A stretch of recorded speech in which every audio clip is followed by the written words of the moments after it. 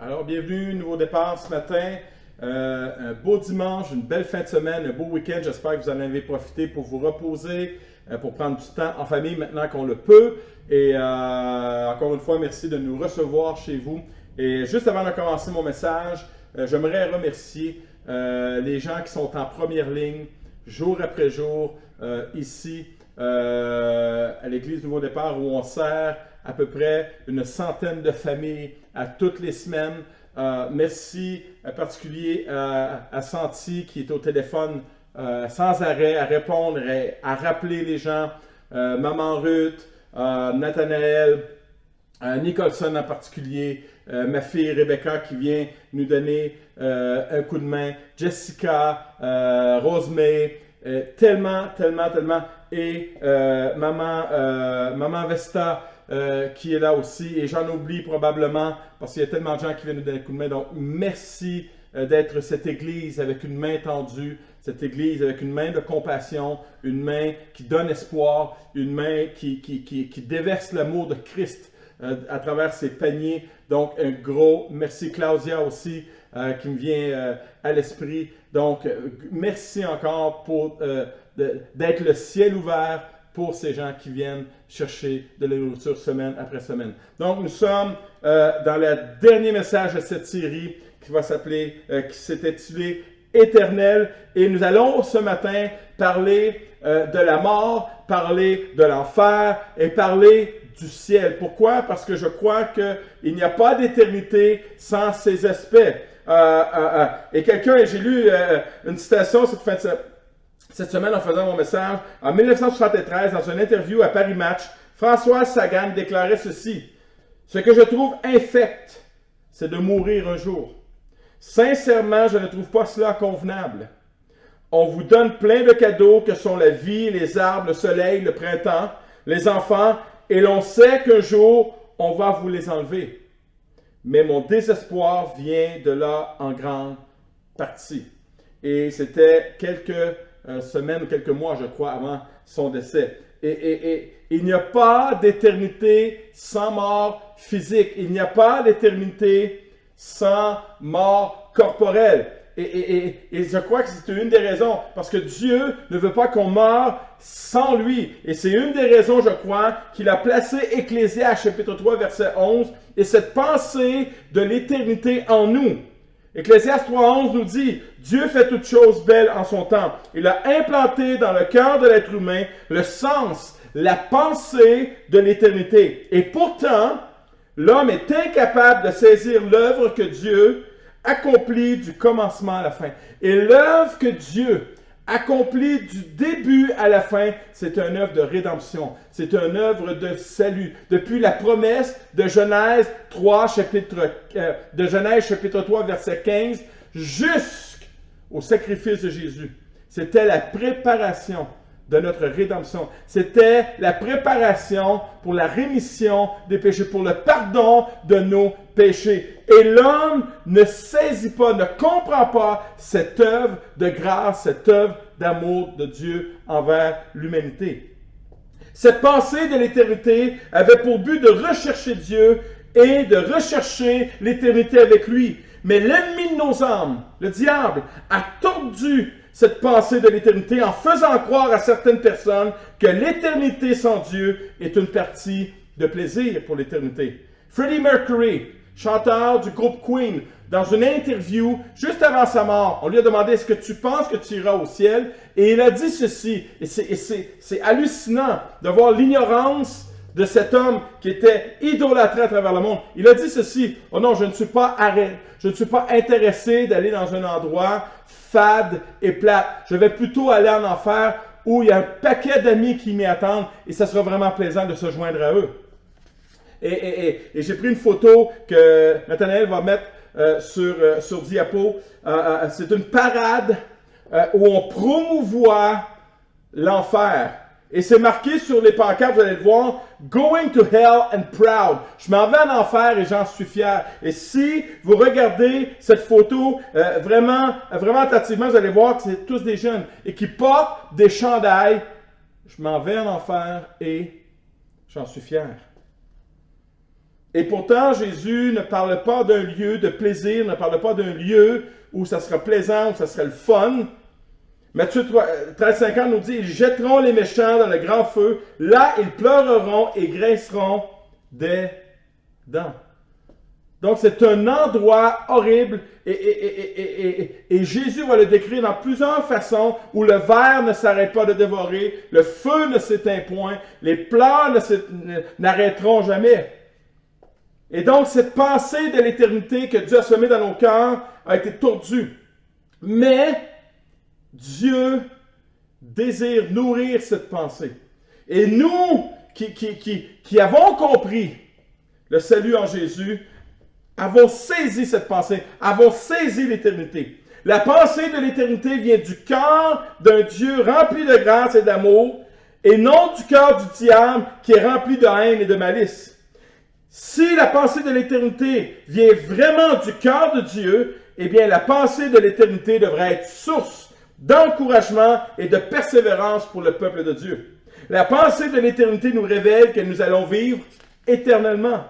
La pensée de l'éternité nous révèle que cette vie n'est pas la fin de la vie, dans le sens qu'après la mort, notre vie continuera de vivre. Que cette vie n'est pas la vraie vie, mais seulement une préparation à la vraie vie avec un grand V.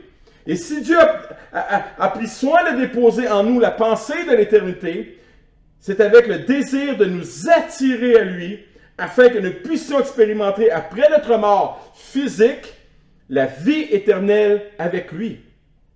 Françoise Lantier a dit, « La mort n'est pas la fin de tout, mais la porte qui nous fait entrer dans l'éternité. » Aussitôt que notre dernier souffle va être donné, nous entrons immédiatement dans l'éternité avec Dieu. N'est-ce pas encourageant? Alors pourquoi ne pas s'encourager avec ce fait? Si je suis chrétien, si je suis vraiment chrétien, l'éternité doit faire partie de ma vie dès maintenant. La pensée de l'éternité, c'est l'éternité dans le ciel. C'est l'éternité dans l'endroit que Jésus est en train de nous préparer. Car il a dit dans Jean chapitre 14, verset 12, « Dans la maison de mon Père, il y a beaucoup de place. Si ce n'était pas vrai, est-ce que je vous aurais dit que je m'en vais pour vous y préparer une place? » Et il va y avoir une ville, il va y avoir un nouveau monde. Et dans Apocalypse 21, 16, l'apôtre Jean nous dit ceci, la ville avait la forme d'un carré, la nouvelle Jérusalem, et sa longueur était égale à sa largeur. Il mesura la ville avec le roseau et trouva 12 000 stades. La longueur, la largeur et la hauteur étaient égales. Et j'ai fait des recherches, et en mesure moderne, la base de la cité fait à elle seule plus de 500 millions de kilomètres carrés, à savoir plus de la moitié de la superficie des États-Unis. Sa hauteur accroît de manière exponentielle son espace habitable. Bien-aimé, il y aura de la place pour tout le monde. Il y aura de la place pour toi, il y aura de la place pour moi. Et fais-toi-en pas, on va se retrouver, on va se voir en haut. Vous devriez dire Amen. Cette pensée de l'éternité, cette pensée du ciel doit faire partie intégrante de tous les aspects de ma vie. Et même devrait exciter sans toutefois être déconnecté de la réalité. Je devrais être excité par ce fait. Et Philippiens 3,20 nous dit ceci. Quant à nous, tant qu'à nous, chrétiens, nous sommes citoyens du royaume des cieux. Rappelez-vous, pour Dieu, nous sommes déjà là. Donc, tu n'es pas citoyen de la terre, tu n'es pas citoyen de la ville de Montréal, tu es citoyen des cieux, citoyen de la nouvelle Jérusalem. Vous devriez dire un grand Amen. Mais malheureusement, j'ai fait un petit sondage cette semaine en visitant mes bénévoles pour leur demander la question, à quelle fréquence parles-tu du ciel dans tes conversations avec les gens? Et la réponse a été saisissante, très très peu. Et pourtant, quand je sais que je vais faire un voyage, j'en parle à tout le monde. Cela fait partie de mes pensées, de mes discussions, de mes achats, de ma préparation. Je suis excité et j'ai hâte à la date du départ. Je m'informe du pays. J'en parle avec les gens. Quand je suis dans l'auto en direction de l'aéroport, quand je suis dans l'avion en direction du pays ou de l'endroit où je m'en vais, et quand j'y arrive, wow! Je passe le temps qui m'est donné de passer là-bas. Et j'en profite au maximum. Après, nous revenons avec plein de souvenirs, plein d'anecdotes, de choses que j'ai apprises, de photos, et nous les partageons et nous en discutons. Pourquoi nous parlons si peu de l'endroit où nous allons passer l'éternité? C'est très rare que nous parlons du ciel de cette façon. C'est très rare que nous sommes dans l'excitation par rapport à cela. Et pourtant, c'est l'endroit où nous allons passer l'éternité. C'est long, l'éternité. Et comme le disait un de mes amis, c'est long, longtemps, l'éternité. Nous parlons des choses qui sont extraordinaires sur la terre, alors que notre passage va être comme une vapeur, nous dit la parole. Mais nous ne parlons pas trop souvent de l'endroit où nous allons passer l'éternité. Mon premier point ce matin. Le ciel est un endroit pour les chrétiens seulement. Le ciel n'est pas un endroit pour ceux qui se disent chrétiens, ni pour ceux qui ont été baptisés, ni pour ceux qui ont fait la prière de repentance, ni pour ceux qui paient leurs dîmes et leurs offrandes, ni pour ceux qui font des miracles et des prophéties. Matthieu 7, 22 et 24 est très clair par rapport à cela. Et c'est Jésus qui nous dit, oui, mais Seigneur, on a fait ci en ton nom, on a fait ça en ton nom, on a fait des miracles, on a prophétisé, des guérisons et tout ça. Et Jésus va leur dire, éloignez-vous de moi, vous qui commettez le péché. Je ne vous ai jamais connu. Le ciel n'est ni pour ceux qui croient en Dieu. 92% des Québécois croient en Dieu. Ni pour ceux qui mènent une bonne vie, ni pour ceux qui font du bien autour d'eux, ni pour ceux qui sont de de belles intentions. C.S. Lewis, le grand défenseur de la foi en Angleterre, a écrit ceci. Il n'y a pas de doctrine du christianisme que je souhaiterais davantage éliminer que celle de l'enfer. Je donnerais n'importe quoi pour pouvoir dire, sans mentir, tous sont sauvés. Le ciel n'est pas pour tous. Le ciel est pour les chrétiens nés de nouveau. C'est une des grandes vérités de la Bible. Seul celui et celle qui auront vraiment reconnu Jésus comme Seigneur et Sauveur, qui l'auront aimé de tout leur cœur, qui l'auront suivi, qui auront fait la volonté de Dieu, qui auront vécu sans compromis par rapport à la vie de consécration, en fait, qui l'auront connu, ils seront admis. Jésus a été très clair. Jean chapitre 3, verset 3 nous dit, Jésus lui répondit vraiment, une discussion avec un religieux du temps, qui croyait avoir le salut par la foi, par la loi, excusez-moi. Je te l'assure, celui qui ne passe pas par la nouvelle naissance ne saurait voir le règne de Dieu.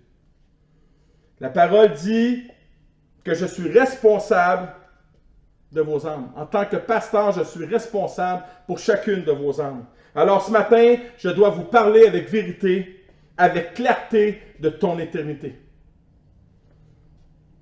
Es-tu né de nouveau? Marches-tu en nouveauté de vie avec Jésus? Ou tu marches à temps partiel avec Jésus? Et crois-moi, toi qui me regardes, si tu marches à temps partiel ici avec Jésus, c'est pas vrai que tu vas me faire croire que tu vas être capable de marcher à temps plein dans l'éternité avec Jésus. Est-ce que tu vis pour Jésus? Ou tu vis pour toi? Ou tu vis pour ta carrière? Rien de mal à ça. Mais où est Jésus dans ta liste de priorités? Penses-tu à la vie du ciel ou tu penses plus à la vie de la terre? Penses-tu à ton éternité ou tu penses juste à ton temporel? Est-ce que Jésus n'est pour toi qu'un simple passe-temps dans ton checklist? Ou est-ce que Jésus est une personne dont tu fais appel lorsque tout va mal dans ta vie? Qui est vraiment Jésus pour toi? Est-il Dieu? Est-il Seigneur et Sauveur de ta vie? L'est-il vraiment? Est-ce que tu le suis vraiment? Et pourtant, Jésus a dit ceci dans Jean chapitre 14, verset 6. Jésus lui dit, « Je suis le chemin, la vérité et la vie. Personne ne parviendra jusqu'au Père sans passer par moi. » Tu ne peux acheter ton salut par ta présence à l'Église, par ta générosité, par tes œuvres. Seul Jésus peut te racheter de tes péchés. Est-ce que Jésus est le chemin de ta vie? Est-ce que Jésus est la vérité pour ta vie? Est-ce que Jésus est la vie de ta vie? Est-il ta justice? Est-il le pardon de Dieu pour tes péchés?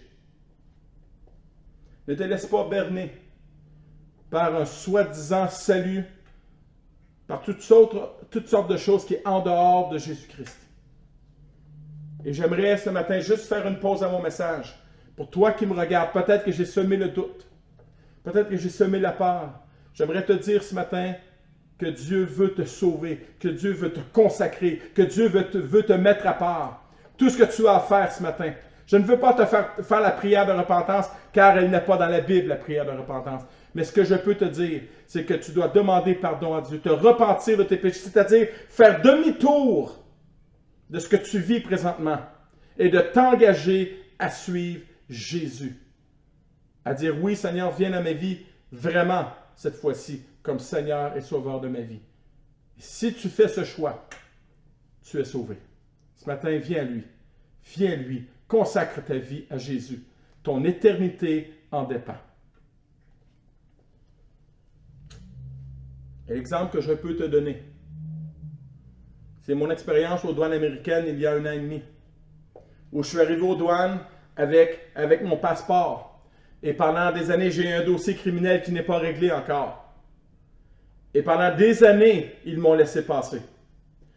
Et l'année dernière, il y a un douanier américain qui a vraiment fait son travail et qui a dit, ce matin, tu ne peux pas passer. Ton dossier criminel te rattrape. Et j'ai dit, qu'est-ce qu'il faut que je fasse? Il dit, ça te prend le pardon américain pour passer. Tu dois faire les démarches pour demander ton pardon aux États-Unis. Tu dois faire tes démarches ce matin pour demander pardon à Dieu. Sans ton passeport, avec le stamp Jésus, Seigneur et Sauveur, tu ne peux pas passer comme je n'ai pas pu passer aux douanes, tu ne pourras pas aller au ciel. Et tu crois que peut-être que, alors que Jésus raconte une parabole où le roi fait appel aux gens de venir aux noces, de venir au party céleste. Plusieurs donnent des excuses et des raisons pour ne pas y venir. Et au verset 10 du chapitre 22, il est dit ceci. Ses serviteurs allèrent dans les chemins, rassemblèrent tous ceux qu'ils trouvèrent, méchants et bons. Et la salle des noces fut pleine de convives. Le roi entra pour voir ceux qui étaient à table. Et il aperçut là un homme qui n'avait pas revêtu un habit de noces. Et il lui dit, mon ami, comment es-tu entré ici sans avoir un habit de noces? Cet homme eut la bouche fermée. Alors le roi dit aux serviteurs, liez-lui les pieds et les mains, jetez-le dans les ténèbres au dehors, où il y aura des pleurs et des grincements dedans. C'est ça l'enfer. Car il y aura beaucoup d'appelés, mais peu d'élus. Revêtu d'un habit de noces indique que le roi leur a fourni l'habit de noces. Et quel est ton habit ce matin? Un habit du dimanche? Et pour le restant de la semaine, tu mets l'habit du monde? Ou tes propres habits à toi? Un habit d'une simple prière de repentance que tu as fait depuis plusieurs années, mais tu t'es jamais engagé envers Jésus? Peut-être que c'est un habit. Oh, mais j'ai été baptisé. Ah oui? Est-ce que ton baptême reflète vraiment ta consécration à Jésus? Ou tu t'es revêtu simplement d'un habit de religion? Regardez bien. Isaïe 61, 10. Je me réjouirai en l'Éternel. À cause du Seigneur, mon âme s'égara en l'Éternel mon Dieu. Il m'a revêtu des habits du salut. As-tu été revêtu par Jésus de l'habit du salut? Et m'a enveloppé du manteau de justice. As-tu été vêtu du manteau de justice que Jésus t'a acquis à la croix? Apocalypse 19, versets 8 et 14. Elle a reçu une robe, il parle de l'Église, elle a reçu une robe de fine toile d'une blancheur éclatante. Cette robe représente la conduite irréprochable de ceux qui appartiennent à Dieu. Est-ce que tu appartiens à Dieu? Ou c'est juste tes lèvres? Est-ce que ton cœur est donné à Dieu? Et les bonnes actions qu'ils ont accomplies en son nom et pour sa gloire.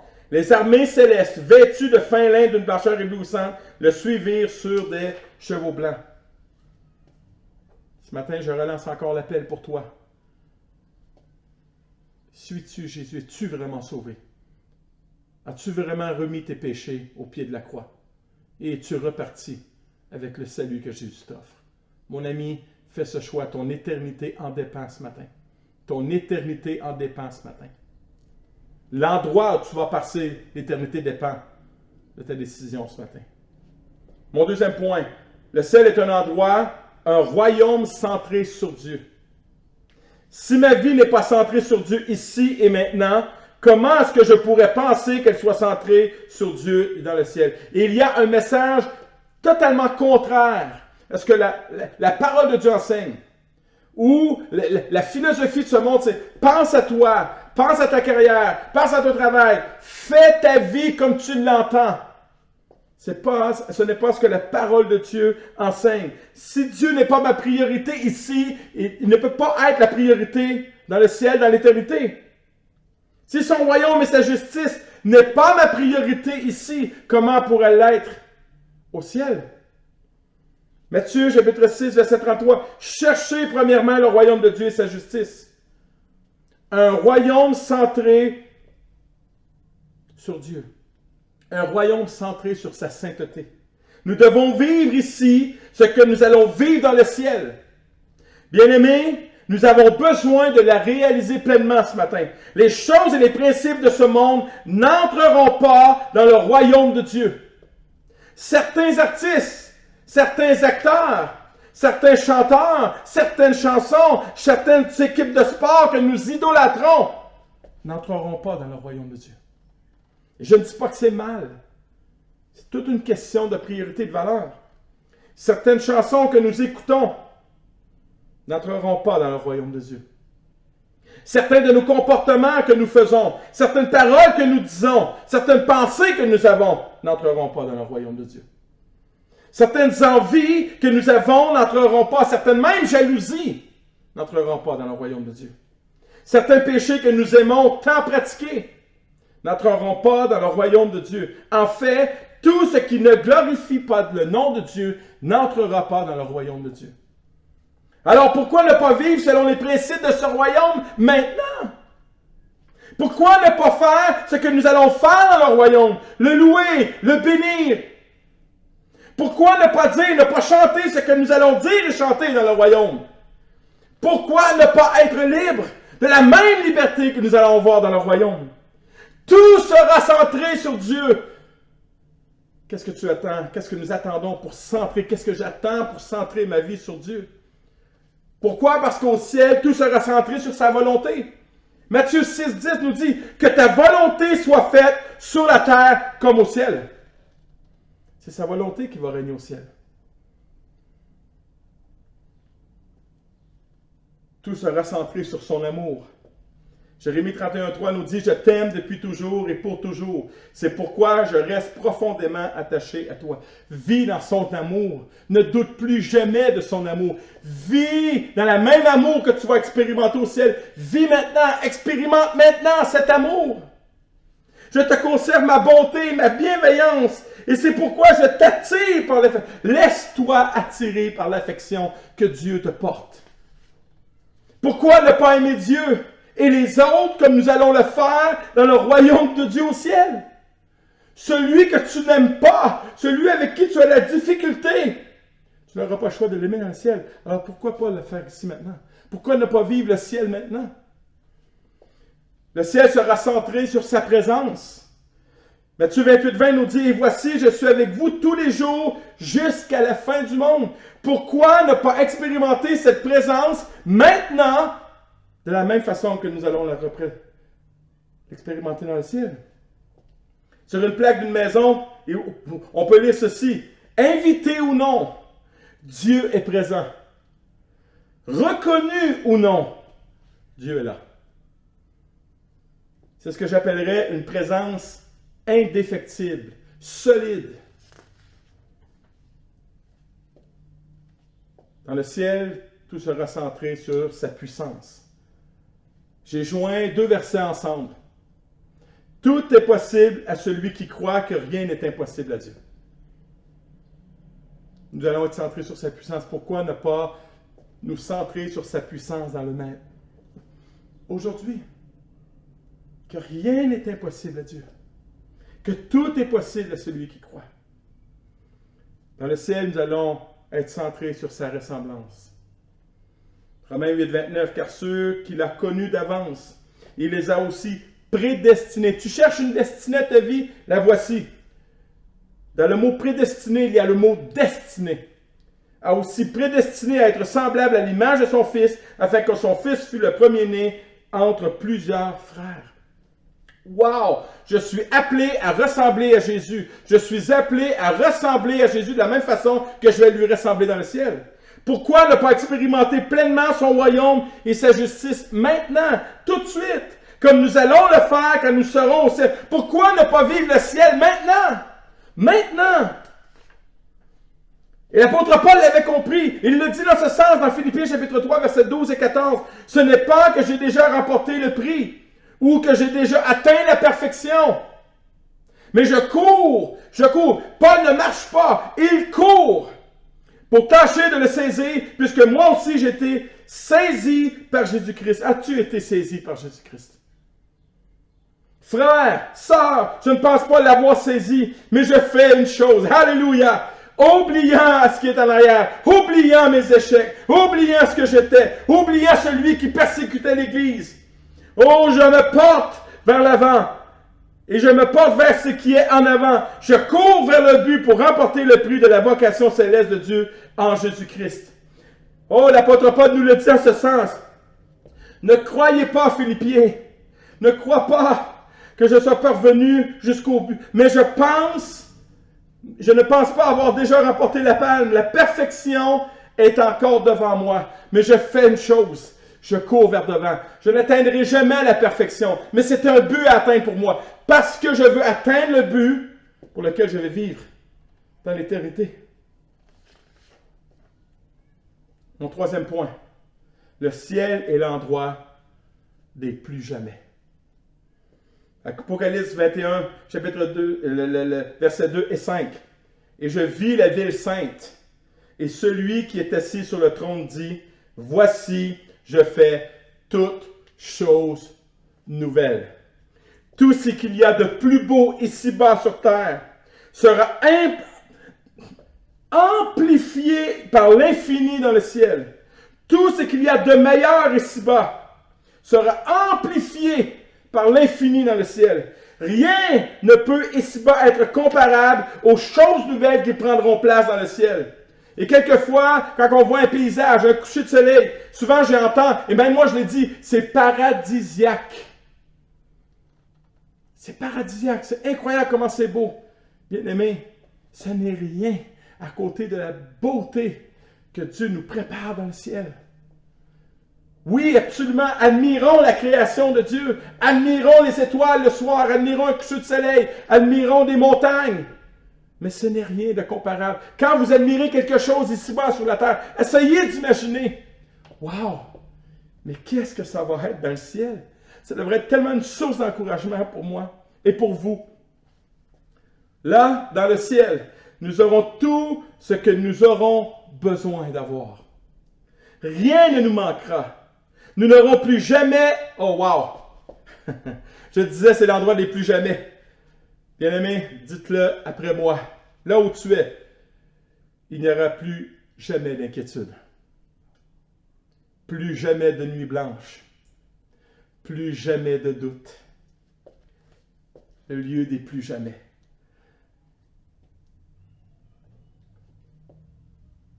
Nous serons en présence même du Dieu Tout-Puissant. Pour décrire les cieux, l'apôtre Jean a dit, dans Apocalypse 22, 3, « Le trône de Dieu et de l'agneau sera dans la ville céleste. » Une présence qui ne nous manquera jamais, que nous n'oublierons jamais. Un autre. Ce pays se traduira par l'arbre de vie qui servira à la guérison des nations. Plus jamais de maladie. Je parle à toi qui es malade. Peut-être que Dieu ne te guérira pas sur cette terre, mais tu seras guéri dans le ciel. Tu devrais dire Amen. Tu devrais être encouragé. Le ciel t'attend. La guérison t'attend. Nous prions encore pour toi. Nous prions pour ton corps malade. Nous prions pour ton esprit qui est malade. Mais je te garantis une chose. Si la guérison ne vient pas dans ce monde, elle va venir dans l'autre monde. Persévère. Continue. Oh, alléluia. La guérison va être dans le ciel pour toi. Il n'y aura plus de malédiction dans le ciel. Il n'y aura plus de mort. Il n'y aura plus de tristesse ni de larmes. C'est l'endroit des plus jamais. Alléluia. Et je me souviens, il y a plusieurs années, quand ma soeur Chantal est décédée du cancer. Et elle résistait au salut. Et je me souviens, sur la route de Québec, j'ai appelé une sœur de l'église qui avait souffert du cancer. Ma sœur est décédée du cancer à l'âge de 31 ans. Et j'ai dit, écoute, elle résiste au salut en Jésus. Qu'est-ce que je peux lui dire pour l'amener à Jésus? Et elle m'a dit une chose, je me souviendrai toujours, parle-lui d'un endroit où il ne souffrira plus. Et quand je suis arrivé au chevet de ma sœur, je lui ai dit, Chantal, et elle ne pouvait même plus parler, simplement par des signes d'attaque. Est-ce que tu vas aller dans un endroit où tu ne souffriras plus? C'était pas dur pour elle de dire oui. Et je lui ai posé la deuxième question parce que ma sœur avait essayé de trouver l'amour dans les hommes. Est-ce que tu veux aller dans un endroit et expérimenter l'amour que tu as toujours voulu? Et elle m'a dit oui. Et on a prié ensemble. Et pour être assuré qu'elle avait bien compris, pasteur Irène Labranche, qui était venu après moi la visiter, j'ai dit, assure-toi qu'elle a bien compris la prière qu'on a fait ensemble. Et quand je suis revenu après la pause, pasteur Irène m'a dit, ta sœur est sauvée. Elle va aller au ciel. Et je me souviens de l'avoir pris dans mes bras, ma sœur, en soirée. Et elle a commencé à vomir, du vomi vert, tellement qu'elle est que le cancer. Et je me suis mis à pleurer et j'ai dit, Seigneur, elle est sauvée maintenant, viens la chercher. Et le lendemain, elle mourait. Et elle allait rejoindre son sauveur. J'ai tellement hâte, mais tellement hâte de la voir. Apocalypse 21, versets 4 et 5 nous dit ceci. Il essuiera toute larme de leurs yeux. Toutes les larmes que tu as versées ici seront séchées par sa main d'amour. Il n'y aura plus ni mort, ni tristesse, ni souffrance. On n'entendra plus de plaintes. Et mon épouse dit Amen à ça. Ni de cris de douleur. Plus de peine, ni de dur la peur. À chaque mot, vous devriez dire Amen. C'est le ciel pour moi, pour toi, pour tous ceux qui sont nés de nouveau, pour tous ceux qui ont dit oui à Jésus. C'est l'endroit où nous allons demeurer. Nous devrions en parler, bien-aimés. Car l'ancien monde a disparu et tout ce qui autrefois a passé est passé pour toujours. Alors celui qui siégeait sur le trône déclara, « Je veux entendre cette voix. Voici, je crée un univers nouveau. Cette fois, je renouvelle toutes choses. » Il ajouta, « Oh, alléluia, bien-aimé. Écris que ces paroles sont vraies et entièrement dignes de confiance. » C'est la promesse, c'est le ciel, l'endroit des plus jamais. Tu souffres? Regarde bien, bien-aimé, ce que Paul t'encourage par ses paroles. Romains chapitre 8, les versets 18 et 23. Les souffrances du temps présent ne sauraient être comparées à la gloire qui sera révélée pour nous, pour toi, pour moi, attendant la rédemption de nos corps. Ton corps souffrant sera en santé, sera glorifié, bien-aimé. Oh, alléluia! Johnny Itada alors, c'est une femme qui est extraordinaire, qui témoigne de sa foi alors qu'à l'âge de 16 ans, elle plonge dans une piscine et se fracture la colonne. Dit ceci, et qui est en chaise roulante depuis 7 ans, dit ceci. Ce sera le jour où moi, paralysé de la tête aux pieds, je pourrai danser de joie. Oh, alléluia, bien-aimés. Que nous ayons cette attitude et cette vision du ciel. Le ciel des plus jamais. Nous allons y vivre, pas une journée, pas une année. Le ciel, l'éternité, c'est une horloge sans aiguille. Oh, pas de semaine, pas de mois, pas d'année. L'éternité, c'est terminé. Oh, alléluia. Parole d'encouragement de l'apôtre Paul pour toi, encore pour moi. Car nos légères afflictions, en 2 Corinthiens chapitre 4, versets 16, 17 et 18, car nos légères afflictions du moment présent produisent pour nous au-delà de toute mesure un poids éternel de gloire, parce que nous regardons non point aux choses visibles, mais à celles qui sont invisibles. Car les choses visibles sont passagères, les choses invisibles sont éternelles. Ça ne veut pas dire d'être complètement déconnecté de la réalité et d'être focusé simplement sur le ciel, mais c'est d'avoir cette pensée de l'éternité, que oui, je souffre, que oui, j'ai mal dans mon corps, mais Seigneur, je te loue, parce qu'un jour, cette souffrance, ce mal dans mon corps prendra fin. Si tu as décidé que ce serait comme l'apôtre Paul, ma grâce te suffit, je te loue, Seigneur. Mais dans le ciel, je sais que mon corps sera glorifié. Oh Seigneur, merci pour cette parole. 1 Corinthiens 3, 13, 12. Nous le verrons face à face. Alors je connaîtrai comme j'ai été connu. C'est incroyable. Nous allons voir Jésus face à face. Ce Jésus par lequel nous louons, nous prions, nous adorons, nous entendons sa parole, nous lisons ses histoires semaine après semaine. Il sera devant nous. Il sera devant nous, devant nos yeux. Je verrai Jésus, mon Sauveur. De la même façon que les disciples l'ont vu. Oh, alléluia. J'espère que vous êtes excités ce matin.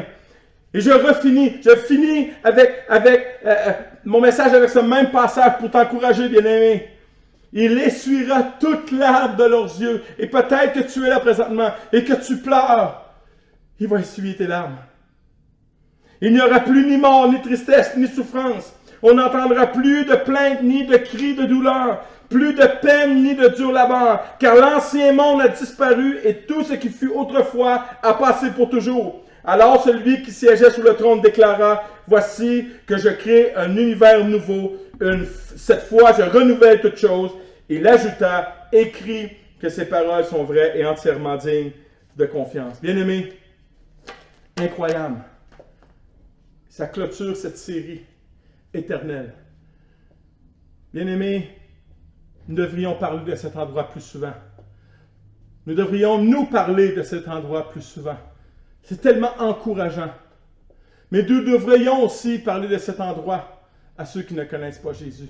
Nous devrions parler à cette jeunesse qui est fière d'aller en enfer, qui ne connaissent pas cet endroit. Nous connaissons cet endroit. Nous connaissons l'enfer par les enseignements de Jésus.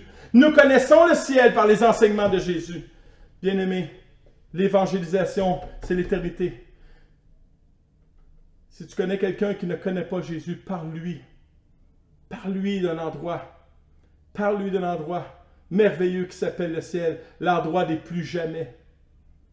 Parle-lui de cet endroit où les souffrances, où les larmes finiront.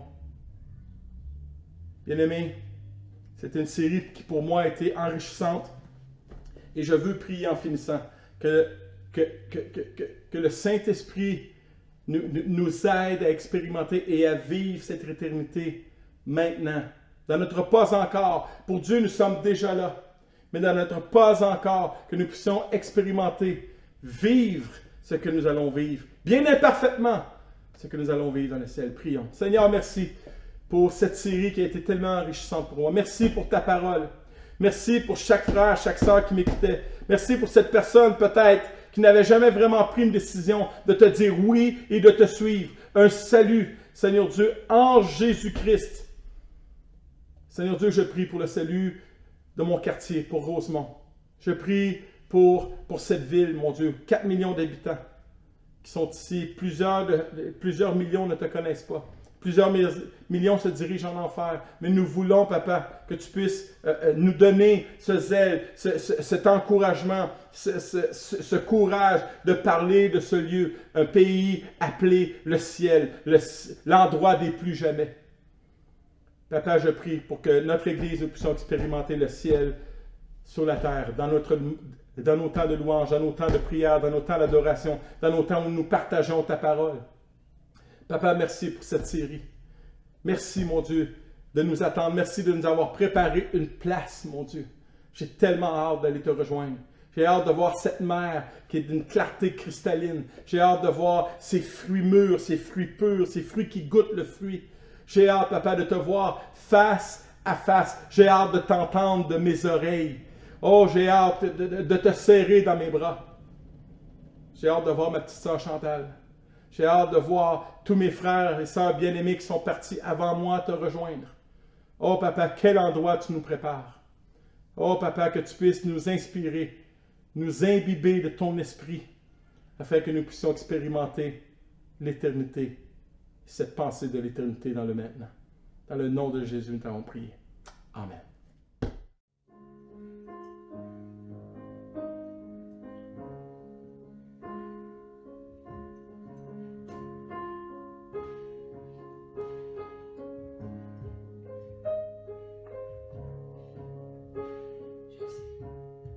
Je sais qu'un jour